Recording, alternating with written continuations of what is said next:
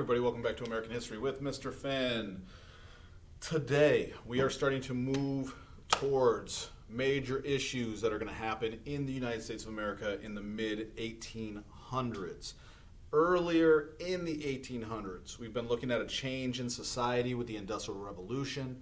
We've looked at how the North is embracing this or changing with the times, how the South is not changing. The South is still remaining the same. In fact, even having bigger and larger plantations and growing more cotton and needing more slaves. So the difference between the North and the South is becoming bigger and bigger. Now, let's throw something else onto this changing of society to get us moving in that direction today. One is going to be the term abolition or abolitionist movement that is going to start happening. Abolition is going to be the idea that people are going to start looking at slavery and saying we need to abolish slavery, meaning we need to get rid of it. Slavery is wrong. It should not exist here in our country or anywhere. That is the abolitionist movement. So let me give you a definition. An abolitionist are people who want to end slavery. Get a period there. So people who want to end slavery, this is going to be a movement that is going to happen in the North. And now remember, the North is already changing a lot within industry and its society and the way that it is operating. Now you are going to have this abolitionist movement taking place in the North.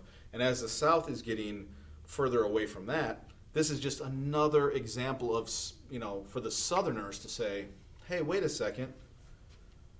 You want to end slavery? You don't even have slavery up there. What are you telling us that you want to end slavery? You're trying to tell us what we are allowed to do and what we're not allowed to do? We don't want to listen to you people in the North. So the abolitionist movement is something that is going to put a wedge between the North and the South. The South is going to want to continue to have slavery. The North is starting to say, hey, this is wrong. Can't have it. On top of that, in the South, more and more slaves are having an understanding listen, in the North, slavery's done. It's not it's not legal in the North anymore. We need to get there. If we can get to the North, then we'll not be slaves. If we can just get to the North, it's that's a whole different place up there. And so you start to see something called the Underground Railroad. Now, it is not a railroad. It is not a train. The Underground Railroad is a system. It is a system of helping slaves gain freedom. And how do they gain that freedom? Well, gain freedom by escaping or going north. So, by escaping the South and getting north, they are going to be free. And the term is Underground Railroad because it is hey, hush, hush, this is quiet. We have to go by night. You'll have different pit stops. Okay, so like a railroad, if you don't know, if you get on a train, you'll go for a while, and then you'll get to the next train station, and you stop. Some people get off and on. You go to the next train station, and you stop. And that's like the Underground Railroad, meaning, at night, you would run, and you'd be going, north, and then you would get to your next stop, maybe someone's house who was an abolitionist who said, hey, you guys can stay here for the night, get in the basement, get in the cellar, hide, and then once it's nighttime again, I'll tell you, and you guys can keep going and, move on. So that is why it's called the Underground Railroad, because it operated kind of like how a railroad operated as far as having stops along the way getting north. Which brings us actually to Harriet Tubman. She was, I guess you would say, she has a lot of different nicknames. Let me have her down here. Harriet Tubman, you would say in a sense, different books will call her, one of the most influential conductors on the Underground Railroad. But let's take a look at who she is as a person. She's African American, and she is going to lead. She's going to basically direct people. So let me just tell you what Harriet Tubman does. I don't need to write it all out for you. Harriet Tubman would go to the South. She would organize, the freeing of a number of slaves as far as they want to go, they want to go, they want to go. And nighttime would hit and they'd all meet up. And then she would lead this group of people from the South to the North. And so she would say, hey, I know where we're going. I know where we're stopping. I know these people. I know the best routes to get through all the wilderness. And she would help these slaves escape slavery and become free in the North. And I'm talking like hundreds, if not thousands of people that, that she was able to get out of the South to the North. She is hugely influential. Some people even say she should be on, the $20 bill or on, currency. She is so important, such a big historical figure in American history. Harriet Tubman. Harriet Tubman is despised, meaning hated. There's a huge bounty on her head by Southerners because to them, they're like, hey, Harriet Tubman is helping our people steal our property. Right? That's the way they view it. So they view Harriet Tubman as a thief. They absolutely despise Harriet Tubman. But Harriet Tubman was doing something that was helping humanity and trying to end slavery in the South. So, hugely important person, Harriet Tubman, one of the leading conductors on the Underground Railroad. And this is happening during this early 1800s portion as well. So, again, if you're in the South, the North is changing with industry.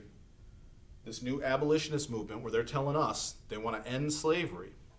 This Underground Railroad is happening where people are helping our slaves run to the North and be free. If you're living in the South, you are not happy about these things. There are other ideas for the African Americans living here that go along with the abolitionist movement. I bring one up because it really puts into perspective what these people were thinking. Colonization is the idea of sending slaves to Africa, which is ridiculous. Let's just explain this. One of the ideas is, listen, these African Americans, these people were taken from Africa, and they were brought to America, and they're slaves. We should correct this wrong. We should send them back to Africa, which, on the surface, to you and I is like, you're not just going to send people back to some country and be like, hey, we're going to send whoever back to any country. It doesn't work that way. But at the time, abolitionists thought this was a good idea in the sense of, listen, we stole these people from Africa. We should allow them to go back. Let's help them get back to Africa. Here's the problem, right? Slaves, by the 1800s, a lot of them were born in America. In fact, a lot of them had parents that were born in America, maybe grandparents that were born in America. They just happened to be slaves. So if you were to tell a slave in 1830, hey, we're going to send you to Africa, we're going to send you back to Africa, aren't you excited about that? They'd be like, I've never been to Africa. I was born here. What do you mean you're going to send me to Africa? I don't know what I'm doing. How is that going to work? So this is just one of the examples of the difficulty in solving this problem. Slavery was entrenched in the South. And even though we have this abolitionist movement saying we want to end slavery, what does that mean? How are we going to do it? And even the good ideas that they think are good ideas of sending the slaves back to Africa are crazy. I mean, we look at it like that would never work. So how is this going to get solved? And again, I bring this up because we're headed towards a very ugly place in American history, having to do with slavery and the lack of a solution to this problem. And I bring something up also, not having to do with slavery as much. I mean, suffrage is going to be a woman's movement, and specifically to gain what we call the vote.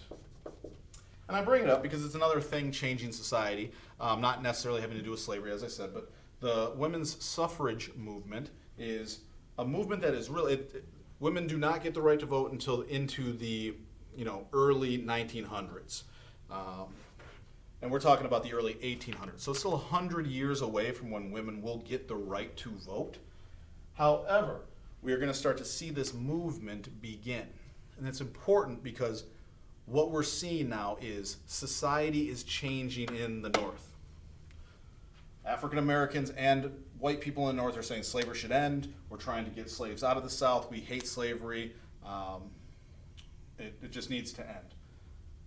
We see women saying, hey, maybe it's time for us to get the right to vote. We need more freedoms, more freedom across the board. Like, let's end slavery. We need freedom. Give us the right to vote, more freedom. So this is a change of society, and it's primarily, mostly happening in the North, and that's what's going on in this 1800s, around 1830. So these are terms. Let's just, coming off of a major test, you give me these today, turn in these notes.